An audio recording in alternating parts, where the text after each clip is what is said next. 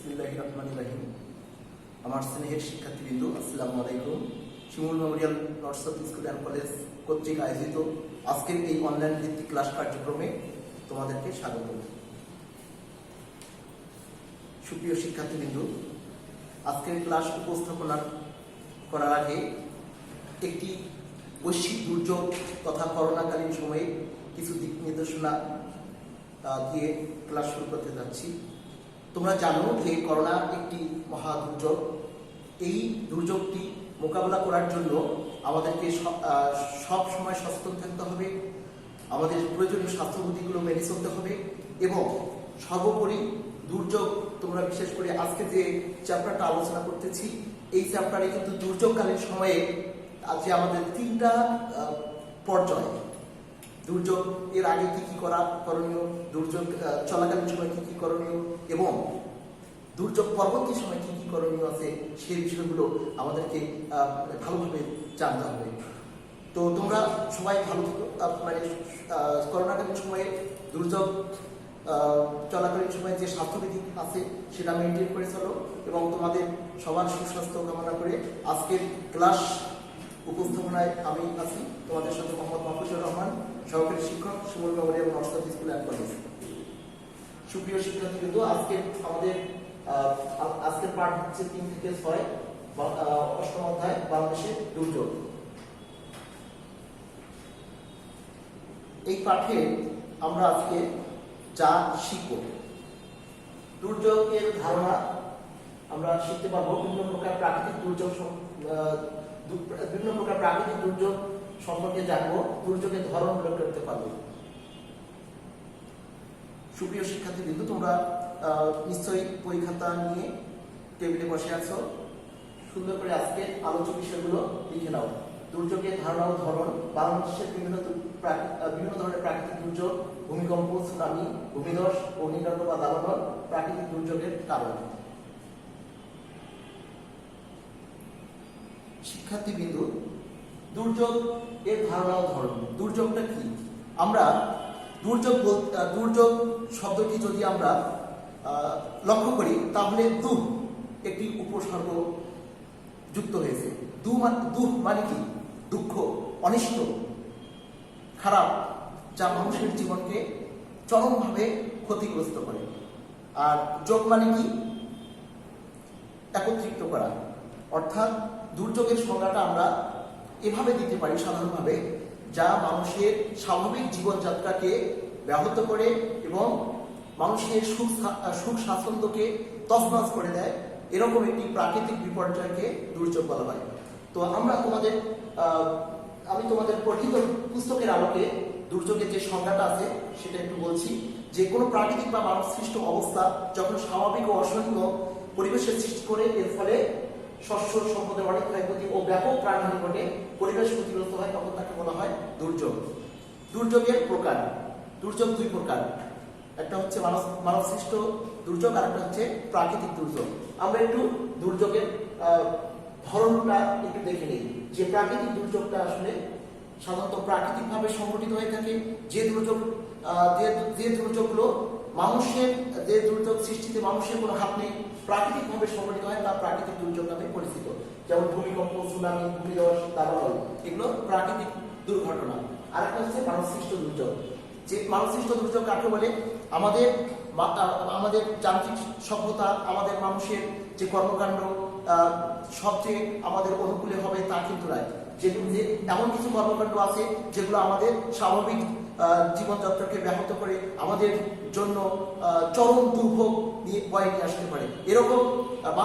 এরকম মানব দ্বারা সৃষ্ট দুর্ঘটনাকে বলা হচ্ছে মানব সৃষ্ট দুর্যোগ। মানব সৃষ্ট দুর্যোগগুলো দেখে নেই। প্রথমে আছে মরুকরণ, যুদ্ধ, জলাবদ্ধতা, অগ্নিকাণ্ড। প্রিয় শিক্ষার্থীবৃন্দ, আমরা এখন চিত্রের মাধ্যমে প্রাকৃতিক এবং মানব সৃষ্ট দুর্যোগের ধরনটা বোঝার চেষ্টা করব। দেখো, বন্যা, যেটা আমাদের একটা অতি পরিচিত একটা প্রাকৃতিক দুর্যোগ। বন্যা সাধারণত আমাদের, যেহেতু নদীমাতৃক দেশ, বন্যা আমাদের একটা অতি পরিচিত প্রাকৃতিক দুর্যোগ। আমাদের বন্যা সৃষ্টির অনেকগুলো কারণ আছে। নদীগুলো যেহেতু আঁকাবাঁকা এবং নদী এবং সেই সাথে জলবায়ু পরিবর্তনের কারণে জড়িত কারণে কিন্তু বন্যা সংঘটিত হয়ে থাকে। মানবসৃষ্ট দুর্যোগ সাধারণত অগ্নিকাণ্ডটা আমরা অসতর্কবশত বা অসাবধানতাবশত এটা মানবসৃষ্ট মানে আমাদের দেশে সাধারণত এটা একটা পরিচিত দুর্ঘটনা। আমরা এখন জেনে নিব যে মানবসৃষ্ট দুর্যোগের কারণগুলো কি কি কারণে মানবসৃষ্ট দুর্যোগগুলো হয়। অগ্নিকাণ্ড, জলাবদ্ধতা সৃষ্টি, বনভূমির বিনাশ, সাম্প্রদায়িক দাঙ্গা, যুদ্ধ বিগ্রহ, এগুলো আমরা মানবসৃষ্ট দুর্যোগ হিসেবে জানি। কেন মানবসৃষ্ট দুর্যোগ হয়? মানুষের স্বার্থন্বেষী কর্মকাণ্ডই মূলত মানবসৃষ্ট দুর্যোগের অন্যতম কারণ। যদি আমরা দেখি যে যুদ্ধ বিগ্রহ, আমরা প্রথম এবং দ্বিতীয় বিশ্বযুদ্ধ যদি কথা বিবেচনা করি তাহলে দেখা যাচ্ছে যে পৃথিবীর বড় বড় বৃহৎ শক্তিগুলোর শক্তিধর দেশগুলোর নিজেদের স্বার্থ, নিজেদের আধিপত্য প্রতিষ্ঠার জন্য তারা এই যুদ্ধ বিগ্রহে লিপ্ত হয়েছিল এবং এই সভ্যতার সূচনাগুলো থেকে মানে আজ পর্যন্ত অনেকগুলো যুদ্ধ হয়েছিল যেগুলো মানুষের চরম বিপর্যয় এনেছে, মানুষকে বিভিন্নভাবে মানুষের স্বাভাবিক জীবনযাত্রাকে ব্যাহত করেছে। এছাড়া অগ্নিকাণ্ড, এটা আমরা জানি আমাদের দেশে অতি একটি প্রাকৃতিক মানে মানবসৃষ্ট দুর্ঘটনা, বিশেষ করে তাজরিন ফ্যাশন, গার্মেন্টস কিংবা বিভিন্ন বসত বাড়ি কিংবা আবাসিক এলাকায় এই দুর্ঘটনাটা ঘটে থাকে। এটা শুধুমাত্র অসাবধানতাবশত হতে পারে, আর যে কোনো কারণে এই অগ্নিকাণ্ডের সূত্রপাতটা হতে পারে সাধারণত মশার কয়েল কিংবা কোনো রাসায়নিক গুদাম কিংবা বস্তি কিংবা রান্না করা গ্যাস চুলা থেকে এই অগ্নিকাণ্ডের সূত্রপাত হতে পারে। জলাবদ্ধতার সৃষ্টি, আমরা দেখছি যে অপরিকল্পিত নগরায়নের ফলে আমাদের বড় বড় শহরগুলোতে জলাবদ্ধতা এখন নিত্যসঙ্গী। বিশেষ করে আমরা দেখতে পাই আমাদের রাজশাহী থেকে শুরু করে চট্টগ্রাম, আমাদের সম্প্রতি সময়ের রংপুর এবং ঢাকা এখন জলাবদ্ধতার নগরীতে পরিণত হয়েছে। এর কারণ হলো অপরিকল্পিত নগরায়ন এবং আমাদের যে মানে নগরায়নের যে প্ল্যান বা যে ন্যাশনাল বিল্ডিং কোড এবং রাস্তাঘাটের যে পরিমাপ সেটা আমরা না করে এবং প্রয়োজনীয় খাল খনন, নদী খনন এগুলো না করে আমরা যেখানে সেখানে যত্রতত্র গ্রামগঞ্জ, হাট বাজার, শিল্প অঞ্চল প্রতিষ্ঠা করছি, যেটা আমাদের জলাবদ্ধতার সৃষ্টি অন্যতম কারণ। সাম্প্রতিক দাঙ্গা, আমরা জানি যে আমাদের দেশ একটি অসাম্প্রতিক দেশ, কিন্তু মাঝে মাঝে এখানে কিছু কিছু ধর্ম বিদ্বেষকারী কিংবা মৌলবাদী গোষ্ঠী তাদের নিজেদের আধিপত্য বিস্তার করার জন্য সাম্প্রদায়িক দাঙ্গা সৃষ্টি করে। বিশেষ করে যেমন হতে পারে হিন্দু মুসলমানদের মধ্যে মানে যে কোনো কারণবশত দাঙ্গা হতে পারে, খ্রিস্টান এবং হিন্দুদের মধ্যে দাঙ্গা, এরকম বিভিন্ন জাতিতে সংঘাতটাই হলো সাম্প্রদায়িক দাঙ্গা, যেটা আমাদের স্বাভাবিক জীবনযাত্রাকে ব্যাহত করেছিল। আমরা জানি যে ব্রিটিশ আমলে এইরকম সাম্প্রদায়িক দাঙ্গা বিভিন্নভাবে আমাদের স্বাভাবিক জীবনযাত্রাকে সংগঠিত করেছিল। বিশেষ করে 1946 সালে যে ভয়াবহ কলকাতা এবং নোয়াখালীতে দাঙ্গা, এটা উদাহরণ হিসেবে বলা যেতে পারে। বনভূমি বিনাশ, আমরা জানি যে কোনো দেশের আয়তনের তুলনায় 25% বনভূমি থাকা চাই, কিন্তু আমরা অত্যন্ত দুঃখের সাথে লক্ষ্য করছি বাংলাদেশের বনভূমির পরিমাণ অত্যন্ত কম, অর্থাৎ 16% বনভূমি রয়েছে। 24,938 বর্গ কিলোমিটার যার আয়তন। এই বনভূমি বিনাশ নির্বিচারে মানুষ কি করেছে, মানে বসত বাড়ি নির্মাণ, মানে শিল্প অঞ্চল প্রতিষ্ঠা কিংবা যে কোনো প্রয়োজনে তারা বনভূমি উজাড় করছে, যা আমাদের পরিবেশের জন্য ব্যাপক ভয়ানক প্রতিক্রিয়া সৃষ্টি করছে এবং মরুকারণের দিকে আমাদের দেশ এগিয়ে যাচ্ছে। আমরা এখন বিভিন্ন ধরনের প্রাকৃতিক দুর্যোগগুলো সম্পর্কে একটু জেনে নেব। প্রথমে আসি ভূমিকম্প। ভূ মানে কি? মাটি, কম্প মানে কেঁপে ওঠা। স্বাভাবিকভাবে এটা একটা প্রাকৃতিক দুর্যোগ। ভূমিকম্প একটি আকস্মিক ধরনের প্রাকৃতিক দুর্যোগ। আমরা জানি যে আমাদের দেশ পৃথিবীর অন্যতম ভূমিকম্প কেন্দ্রের মধ্যে অবস্থান করেছে। কেন আমাদের দেশটা অবস্থান করছে? বিশেষ করে ভৌগোলিক এবং অবস্থানগত কারণে। আমরা টেকটনিক বা একটা প্লেট তত্ত্ব নামে একটা তত্ত্ব আবিষ্কৃত হয়েছে। সেই টেকটনিক প্লেট তত্ত্বে দেখানো হয়েছে যে আমাদের বাংলাদেশের যে ভৌগোলিক অবস্থানটা সেটা ইউরেশিয়ান, মিয়ানমার এবং এশিয়া এবং মিয়ানমার, মানে ইউরেশিয়া অথবা এশিয়ার যে মানে বড় বড় মানে যে ফলক আছে, আমাদের পাত আছে, পৃথিবীর যে বড় বড় পাত আছে, সেগুলোর সংলগ্নে আমাদের ভূমিটা অবস্থান করছে, যেটা টেকটনিক প্লেট তত্ত্ব নামে পরিচিত। এই টেকটনিক প্লেট তত্ত্বটা হলো যে আমাদের পৃথিবী 7টি বড় বড় খণ্ড বা পাত দ্বারা গঠিত। এর যে কোনো একটি পাত যদি মানে পাতে যদি ভূমিকম্প অনুভূত হয় তাহলে অন্যান্য পাতগুলো কেঁপে ওঠে। সো এই কারণে আমাদের দেশে এই ভূমিকম্পটা হয়। সম্প্রতি সময়ে 2018 সালে 17 সেপ্টেম্বর আমাদের দেশে ভূমিকম্প মানে সারা দেশকে কেঁপে দেয় এবং নেপালের পোখরান অঞ্চলে যে ভূমিকম্প হয়েছিল সেটাও পৃথিবীকে মানে একটা মেসেজ দিয়েছিল এবং দক্ষিণ এশিয়াকে দারুণভাবে চিন্তিত করে। এই বাংলাদেশের ভূমিকম্প প্রবল অঞ্চলগুলোকে 3টা ভাগে ভাগ করা যায়। আমরা জানি যে এটাকে বলা হয় সিসমিক রিস্ক জোন, যেটা তোমরা 9-10 এর 4th অধ্যায়ে এই তথ্যটা পাবে আর কি। ওখানে একটা ভূমিকম্প নিয়ে একটা পার্ট আছে।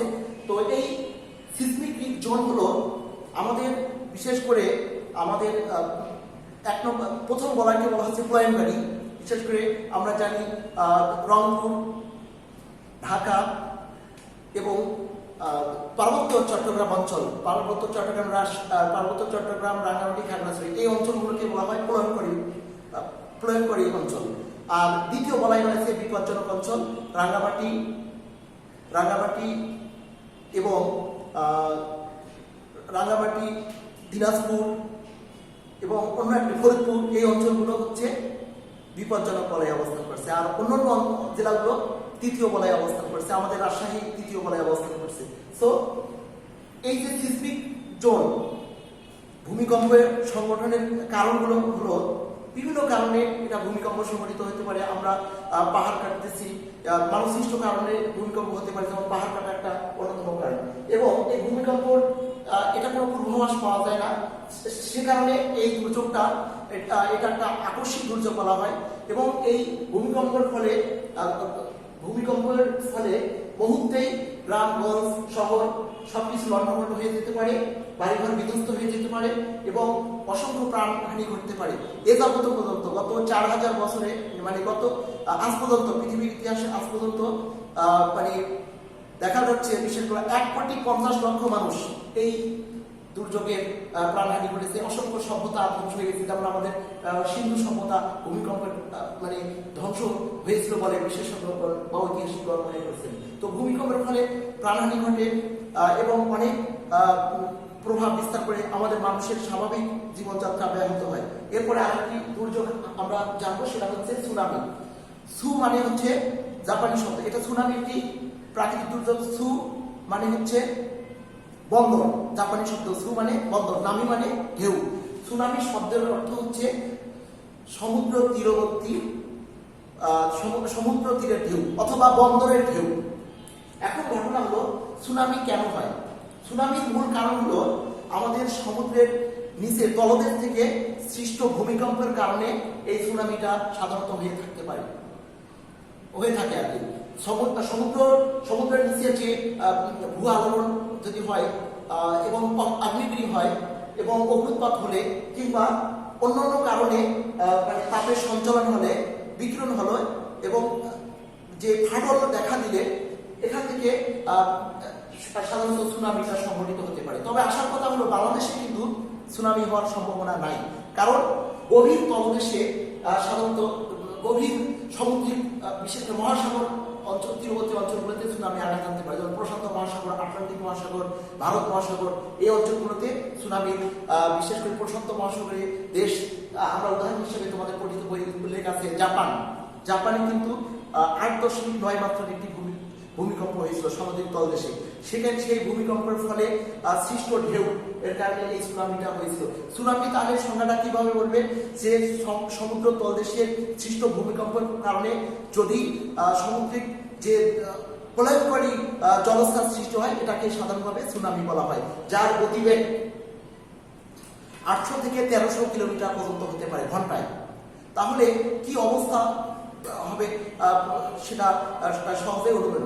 এবং সৃষ্ট স্থান থেকে বিশেষ করে আমাদের সমুদ্র উপকূলীয় অঞ্চলে 10 কিলোমিটার পর্যন্ত এই মানে জলস্থান প্লাবিত করতে পারে। মানে সৃষ্ট সামুদ্রিক তলদেশ থেকে সৃষ্ট হয়ে 10 কিলোমিটার পর্যন্ত সামুদ্রিক অঞ্চল পর্যন্ত এই সুনামিটা আঘাত আনতে পারে। জাপানের যে ভূমিকম্প হয়েছিল সেটা উত্তর পূর্ব অঞ্চলে, যার তাণ্ডবে আপনার টোকিও শহর থেকে 400 কিলোমিটার পর্যন্ত এই সুনামি আঘাত হয়েছিল। সেখানে 5টি পারমাণবিক বিদ্যুৎ কেন্দ্র ধ্বংস হয়েছিল এবং অসংখ্য মানুষ হতাহত হয়েছিল এবং সর্বোপরি ট্রেন যাত্রীরা নিখোঁজ হয়েছিল এবং সেখানে জাহাজ ডুবি হয়েছিল, যার প্রভাবে ওটা জাপানকে অনেক অর্থনৈতিকভাবে ক্ষতিগ্রস্ত করতে হয়েছিল। এরা একটা আমরা প্রাকৃতিক দুর্যোগ জানবো, সেটা হচ্ছে ভূমিধস। ভূমিধস কি? কোনো কারণে পাহাড়ের মাটি ধসে পড়াকেই বলা হচ্ছে ভূমিধস। এটা একটা প্রাকৃতিক দুর্যোগ। আমরা জানি বাংলাদেশে এই ভূমিধস এখন প্রায়, বিশেষ করে বর্ষা মৌসুমে আসলে এই ভূমিধসটা সংঘটিত হতে দেখা যায়। বিশেষ করে আমাদের উত্তর পূর্ব এবং দক্ষিণ পূর্বে যে পাহাড়ি অঞ্চলগুলো আছে, উত্তর পূর্বের জেলাগুলো বৃহত্তর উত্তর পূর্বের জেলাগুলো যেমন সিলেট, ময়মনসিংহ, মৌলভীবাজার, সুনামগঞ্জ, এবং দক্ষিণ পূর্বের জেলাগুলো বৃহত্তর পার্বত্য চট্টগ্রাম, রাঙ্গামাটি, খাগড়াছড়ি এবং বান্দরবান, এই জেলাগুলোতে সাধারণত আমরা কক্সবাজার, এই জেলাগুলোতে আমরা প্রায় ভূমিধসের ঘটনা আমরা পত্রিকার মারফত জানতে পারি এবং দেখতে পাই। এই ভূমিধস কেন ঘটে? ভূমিধসের মূল কারণ হলো আমাদের মাটির গঠন, ভূমির গঠন। আমাদের দেশের মাটিগুলো সাধারণত বেলে মাটি, কদম, সেল দ্বারা গঠিত। এই অঞ্চলের পাহাড়গুলো, বিশেষ করে দক্ষিণ পূর্ব, উত্তর পূর্ব অঞ্চলের পাহাড়গুলো বেলে, কদম, সেল দ্বারা গঠিত, যার কারণে অতিবৃষ্টি কিংবা বর্ষা মৌসুমে এই পাহাড়গুলোতে বিশেষ করে একটু বৃষ্টিপাত হলেই, অতিবৃষ্টি হলেই পাহাড়ের মাটি ধসে পড়ে, যার কারণে ভূমিধসের মতো দুর্ঘটনা ঘটে। আরো একটা কারণ হচ্ছে, আমরা জানি যে ক্ষুদ্র জাতিসত্তাগুলো, বিশেষ করে আমাদের দেশের যারা আদিবাসী আছে, তারা পাহাড়ের পাদদেশে বসবাস করছে এবং এরা জুম চাষ করে পাহাড়ের ঝোপঝাড় পরিষ্কার করছে, বন জঙ্গল পরিবেশ পরিষ্কার করছে, বন গাছপালা কেটে সাবার করছে, যার কারণে আমাদের দেশে ভূমিধসটা সচরাচর দেখা যাচ্ছে। এরপরে আরেকটা আসে অগ্নিকাণ্ড বা দাবানল। দাবানলটা কি? সাধারণত দাবানল কিন্তু প্রাকৃতিক দুর্যোগ, আর অগ্নিকাণ্ড কিন্তু মানব সৃষ্ট। আমাদের দেশে দাবানল হয় না, কিন্তু আমাদের দেশে অগ্নিকাণ্ড হয়ে থাকে। সো এই জন্য আমাদের দেশে অগ্নিকাণ্ড হলো মানব সৃষ্ট দুর্ঘটনা, আর দাবানলটা হলো প্রাকৃতিক দুর্ঘটনা। তাহলে অগ্নিকাণ্ড, দাবানল কাকে বলে? প্রচন্ড দাবদাহে বনের যে শুকনো ডালপালা আছে, বনের গাছপালার মধ্যে শুকনো ডালপালা, সেটা যদি মানে সংঘর্ষে যদি আগুন লেগে যায় বনের মধ্যে, সেটা হলো দাবানল তাকে বলে। অর্থাৎ কোনো কারণে বনাঞ্চলে যদি অগ্নিকাণ্ডের সূত্রপাত ঘটে, তাকে বলা হয় দাবানল। সাধারণত আমরা আফ্রিকা মহাদেশ এবং অস্ট্রেলিয়ায় বনাঞ্চলগুলোতে, বিশেষ করে সম্প্রতি সময়ে আমেরিকা মহাদেশের কতিপয় দেশে আমরা প্রচন্ড, বিশেষ করে সাউথ ক্যালিফোর্নিয়া, তারপরে অস্ট্রেলিয়া কিংবা আফ্রিকার কতিপয় দেশে এই দাবানল মারাত্মক আকার ধারণ করে এবং এর ফলে গাছপালা ধ্বংস হয়ে যায়, মানে গাছপালা পুড়ে ছারখার হয়ে যায়, বনের যে জীববৈচিত্র্য সেটা পুরোপুরি বিলুপ্ত হয়। এর ফলে আমাদের পরিবেশের ব্যাপক ক্ষতি হয় এবং আমাদের বায়ুমণ্ডলে কার্বন ডাই অক্সাইডের পরিমাণ এর কারণে দিন দিন বৃদ্ধি পাচ্ছে এবং সিএফসি কে আরো মানে বৃদ্ধি করছে, যার ফলে আমাদের জলবায়ু পরিবর্তন, আমাদের গ্রিন হাউসের ক্ষতিগ্রস্ত হচ্ছে। এটা আমাদের একটা অ্যালার্মিং বা উদ্বেগের বিষয়। এখন আমরা জানবো যে প্রাকৃতিক দুর্যোগের কারণ। সুপ্রিয় শিক্ষার্থীবৃন্দ, আমরা জানি যে প্রাকৃতিক দুর্যোগ সাধারণত প্রাকৃতিকভাবেই হয়ে থাকে। তো আমাদের বাংলাদেশের সাপেক্ষে প্রাকৃতিক দুর্যোগগুলো ঘটার মূল কারণ হলো ভৌগোলিক অবস্থান। আমরা যদি বাংলাদেশের মানচিত্রে লক্ষ্য করি, আমাদের দেশের অবস্থানটা যদি লক্ষ্য করি, তাহলে দেখা যাচ্ছে আমাদের দেশে উত্তর পূর্ব এবং দক্ষিণ পূর্বে সামান্য পাহাড় আছে এবং সুন্দর দেশটা একটা প্লাবন সমভূমি দ্বারা গঠিত। বিশেষ করে আমাদের দক্ষিণ দিকে যে বঙ্গোপসাগর এবং উত্তরে রয়েছে হিমালয় পর্বতমালা, যার কারণে এই যে ভৌগোলিক এবং অবস্থানগত কারণে, যেমন আমাদের দেশের দক্ষিণ অঞ্চলে কোনো পাহাড় পর্বত মানে না থাকার কারণে, যার কারণে আমাদের দেশে মানে যে প্রাকৃতিক দুর্যোগগুলো হানার যে একটা বাধা, পাহাড় পর্বত কিন্তু আমাদের মানে প্রাকৃতিক দুর্ঘটনা থেকে রক্ষা করে। বিশেষ করে যদি ঘূর্ণিঝড় হয়, তাহলে কিন্তু পাহাড় পর্বতে বাধা পেয়ে সেটা মানে ফিরে যায় এবং শৈত্যপ্রবাহ আসলে সেটা মানে প্রতিহত করে। কিন্তু আমরা দেখতে পাচ্ছি যে দক্ষিণ পূর্ব অঞ্চল, দক্ষিণ অঞ্চলে পুরোপুরি সমুদ্র থাকার কারণে সেখানে সামুদ্রিক যে মানে নিম্নচাপ হয়, সেই নিম্নচাপের কারণে আমাদের সামুদ্রিক জলস্রাস কিন্তু সংঘটিত হয়েছে, যার কারণে কোনো বাধা নেই। শুধুমাত্র একটা মাত্র বাধা হলো সুন্দরবন কিন্তু আমাদের মানে প্রাচীরের মতো রক্ষাপ্রহ রচনা করেছে, কারণ সুন্দরবনের কারণে আমাদের দেশে প্রাকৃতিক দুর্ঘটনা থেকে অনেক রক্ষা পাচ্ছে, সেফ হচ্ছে আর কি। বিশেষ করে আইলা, সিডর, এই সুন্দরবনের কারণে মোটামুটি আল্লাহ তাআলার বিশেষ রহমতে এই সুন্দরবন আমাদেরকে এই দুর্ঘটনা থেকে রক্ষা করছে। এরপরে নদী নালা কি? যে আমাদের বাংলাদেশ একটি নদীমাতৃক দেশ, আমাদের দেশের নদীগুলো সাধারণত আঁকা বাঁকা।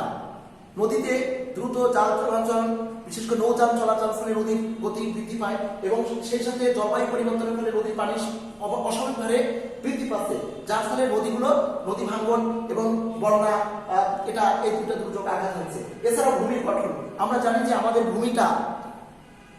ভূমি প্লাবন সমভূমি দ্বারা গঠিত। ভূতাত্ত্বিকভাবে আমাদের ভূমিটা 3 ভাগে ভাগ করা যায়। একটা টার্সিয়ারি যুগ, আরেকটা হচ্ছে প্লাইস্টোসিন কালের সোপান বা চক্রভূমি, আরেকটা হচ্ছে অতি সাম্প্রতিককালের প্লাবন সমভূমি। যেটা প্লাবন সমভূমি কি, আমাদের দেশে বিশেষ করে বছরের পর বছর বন্যা হয়ে এই বন্যার ফলে পরিবাহিত পলিমাটি দ্বারা আমাদের ভূমিটা গঠিত হয়েছে, যার কারণে এই ভূমির গঠনের কারণে আমাদের দেশে অনেক প্রাকৃতিক দুর্যোগ হয়ে থাকে। এছাড়াও জলবায়ু, মানে ভূমির গঠনের কারণে বলতে চাইছি যে এই কারণে যে আমাদের দেশে দেখো দক্ষিণ পূর্ব এবং উত্তর পূর্বাঞ্চলে পাহাড়ি ভূমির গঠনটা দেখো, সেখানে কদম, শেল, বেলে দ্বারা গঠিত, যার কারণে সেখানে ভূমিধস হচ্ছে। এছাড়াও ভূমির গঠনের কারণে আমাদের নদীর তীরবর্তী অঞ্চলগুলো যেহেতু বেলে দোআঁশ দ্বারা গঠিত, যার কারণে নদী ভাঙন দেখা যাচ্ছে। এছাড়াও জলবায়ু পরিবর্তনের কারণে আমাদের দেশে ভূমিকম্প হচ্ছে। আমাদের দেশের উপর দিয়ে যে জলবায়ুটা চলে গেছে সেটা হলো ক্রান্তীয় মৌসুমী জলবায়ু। এই ক্রান্তীয় মৌসুমী জলবায়ু শব্দটি, ক্রান্তীয় মানে কি, আমাদের দেশের উপর দিয়ে যেহেতু কর্কট ক্রান্তি রেখা চলে গেছে, সেই জন্য আমাদের দেশের উপর দিয়ে কর্কট ক্রান্তি রেখা চলে যাওয়ার কারণে আমাদের দেশের মৌসুমী জলবায়ু এখানে সবসময় এটা হয়ে থাকে। বিশেষ করে মৌসুমী জলবায়ু কাকে বলে, মৌসুম শব্দের অর্থ হল ঋতু পরিবর্তনের ফলে বায়ু প্রবাহের একটা গতি পরিবর্তন হয়। এই গতি পরিবর্তনের ফলে আমাদের দেশে বিভিন্ন ঋতুর আগমন ঘটে এবং যার কারণে আমাদের দেশে জলবায়ুগত কারণে যেমন বৈশাখ মাসে কালবৈশাখী ঝড় হয় এবং সেই সাথে শীত মৌসুমে আমাদের প্রচন্ড শৈত্যপ্রবাহ হয়ে থাকে, যার কারণে ক্রান্তীয় মৌসুমী জলবায়ুর হওয়ার কারণে আমাদের দেশে প্রচন্ড রূপে বিভিন্ন প্রাকৃতিক দুর্যোগ আঘাত হচ্ছে। সুপ্রিয় শিক্ষার্থীরা, আমরা একটু ছবির মাধ্যমে দেখতে পাচ্ছি যে আমাদের দেশের কতিপয় প্রাকৃতিক দুর্যোগের ফলে যে ভয়াবহতা সেটা আমরা কতিপয় চিত্রের মাধ্যমে দেখেছি, যে বনজারের ফলে আমাদের বনমরে দেখা যাচ্ছে, এবারে শৈত্যপ্রবাহ বা অতিবৃষ্টির কারণে আমাদের জনজীবন বিপর্যস্ত হয়ে যাচ্ছে। এছাড়াও আমাদের সম্প্রতি সময়ে আমাদের কিছু মানব সৃষ্ট দুর্ঘটনা, যেমন ঘটনার কারণে আমাদের বিশেষ করে ভূমিধসের কারণে এরকম মানুষ চাপা পড়ে যেতে পারে, মরতে পারে। এছাড়াও বিভিন্ন অপরিকল্পিত নবায়নের কারণে আমাদের দেশে জলাবদ্ধতা ঘটতে পারে। সুপ্রিয় শিক্ষার্থীবৃন্দ, আজকে পাঠের ওপর আমাদের মূল্যায়ন গুলো একটু জেনে নেই যে আমরা মূলত 3 থেকে 6 পার্ট আলোচনা জানলাম আর কি। এই পাঠগুলোর উপর ভিত্তি করে মূল্যায়ন কোশ্চেনগুলো একটু বলছি যে দুর্যোগ কাকে বলে। আমি এই কোশ্চেনটা শুরুতে বলেছি, মানে কি, দুঃখ, যোগ মানে যেটা আমাদের স্বাভাবিক জীবনযাত্রাকে চরমভাবে ব্যাহত করে স্বাভাবিকভাবে এমন একটি বিপর্যয়কে বলা হচ্ছে দুর্যোগ। দুর্যোগ উভয় হতে পারে, প্রাকৃতিক ভাবে হতে পারে, আবার মানব সৃষ্ট ভাবে হতে পারে। দুর্যোগ কত প্রকার? দুর্যোগ 2 প্রকার, একটা প্রাকৃতিক দুর্যোগ আর একটা হচ্ছে মানব সৃষ্ট দুর্যোগ। সুনামি শব্দের অর্থ কি? সুনামি জাপানি শব্দ, যার অর্থ হচ্ছে সমুদ্র তীরের ঢেউ। দাবানল কি? প্রাকৃতিকভাবে প্রচন্ড দাবদাহের কারণে যদি বনাঞ্চলে অগ্নিকাণ্ড ঘটে তাকে বলা হয় দাবানল। আবার বলছি, প্রাকৃতিক কারণে বনাঞ্চলে প্রচন্ড দাবদাহের কারণে যদি অগ্নিকাণ্ডের সূত্রপাত হয় তাকে বলা হয় দাবানল। আমাদের বাংলাদেশে দাবানল সাধারণত হয় না, কিন্তু দেখা যাচ্ছে অগ্নিকাণ্ডটা হয়ে থাকে। বাংলাদেশের দুর্যোগ প্রবণ দেশ বলা হয় কেন? এটার উত্তর হচ্ছে ভৌগোলিক এবং অবস্থানগত কারণে আমাদের বাংলাদেশকে দুর্যোগ প্রবণ দেশ বলা হয়। সুপ্রিয় শিক্ষার্থীবৃন্দ, তোমরা নেক্সট ডে টপ টেস্ট 2 এর জন্য প্রিপারেশন গ্রহণ করবে এবং অধ্যায় 8 বাংলাদেশের জলবায়ু পার্ট 3 থেকে 6 এবং সুন্দর করে এই পাঠগুলো চর্চা করবে এবং তোমরা সবাই সতর্ক থাকবে, সাবধান থাকবে এবং তোমরা সবাই বাড়িতে নিরাপদে থাকবে এবং পড়াশোনায় ঠিক মতো চর্চা করবে। আর তোমরা সবাই ভালো থেকো। আবার পুনরায় তোমাদেরকে শুভেচ্ছা জানিয়ে আজকের ক্লাস এই পর্যন্তই শেষ করছি। আসসালামু আলাইকুম রহমতুল্লাহি ওয়া বারাকাতুহু।